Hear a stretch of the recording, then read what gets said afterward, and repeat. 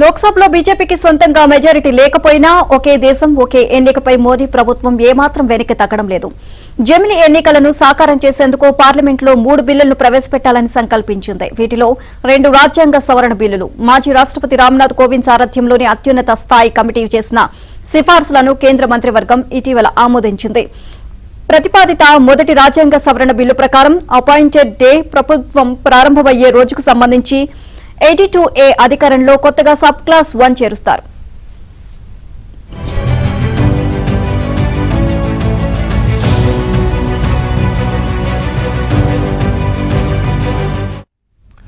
లోక్సభ అన్ని రాష్ట్రాలు కేంద్రపాలిత ప్రాంతాల అసెంబ్లీల పదవీ కాలాన్ని ఒకేసారి ముగించేందుకు 82Aలోని సబ్ క్లాజ్ 2 జోడిస్తారు. ఇక లోక్సభ పదవీ కాలం రద్దుకు సంబంధించి 83(2) అధికరణను సవరించి కొత్తగా సబ్ క్లాజ్ 3, 4లను చేరుస్తారు. ఇక రాష్ట్రాల అసెంబ్లీల రద్దు నిబంధనలు కూడా ఇందులో ఉంటాయి. 327 అధికరణను సవరించి సమాంతర ఎన్నికలు అనే పదబంధాన్ని జోడిస్తారు. ఈ బిల్లుకు కనీసం సగం రాష్ట్రాలు ఆమోదించాల్సిన అవసరం లేదని కోవింద్ కమిటీ సిఫార్సు చేసింది. దీనిని కేబినెట్ ఆమోదించింది.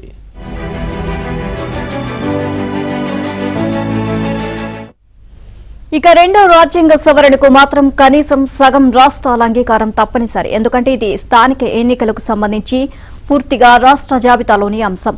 లోక్సభ అసెంబ్లీ ఎన్నికలతో పాటు సమాంతరంగా పంచాయతీరాజ్, పురపాలక, నగరపాలక సంస్థలకు ఎన్నికలు నిర్వహించేందుకు రాష్ట్ర ఎన్నికల కమిషనర్లతో కేంద్ర ఎన్నికల కమిషన్ సంప్రదింపులు జరిపి అన్ని ఎన్నికలకు ఒకే ఓటర్ల జాబితా రూపొందించడానికి ఉద్దేశించిన బిల్లు ఇది.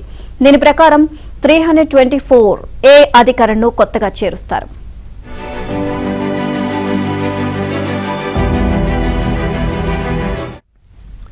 రాజ్యాంగం ప్రకారం ఈసీ, ఎస్ఈసీ వేర్వేరు వ్యవస్థలు.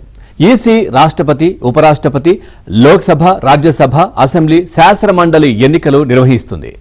ఎస్ఈసీ పంచాయతీలు, మున్సిపాలిటీల ఎన్నికల నిర్వహణ బాధ్యత చూస్తుంది. లోక్సభ, రాష్ట్రాల అసెంబ్లీల నియమ నిబంధనలు కేంద్రపాలిత ప్రాంతాలైన పుదుచ్చేరి, ఢిల్లీ, జమ్మూ కాశ్మీర్ అసెంబ్లీలకు కూడా వర్తించేలా 3 చట్టాలు. ఢిల్లీ దేశ రాజధాని ప్రాంత ప్రభుత్వ చట్టం 1991, కేంద్రపాలిత ప్రాంతాల ప్రభుత్వ చట్టం 1963, జమ్మూ కాశ్మీర్ పునర్వ్యవస్థీకరణ 2019 చట్టాలను సవరించాలని 3వ బిల్లులో ప్రతిపాదించనున్నారు. ఇక వీటికి సంబంధించిన అధికరణలో 12 కొత్త సబ్ క్లాజులను చేరుస్తారు. 2 దశల్లో జమిలీ ఎన్నికలను నిర్వహించాలని కోవింద్ కమిటీ సూచించింది. ఇక మొదటి దశలో లోక్సభ అన్ని రాష్ట్రాలకు ఒకేసారి ఎన్నికలు జరపాలని పేర్కొంది.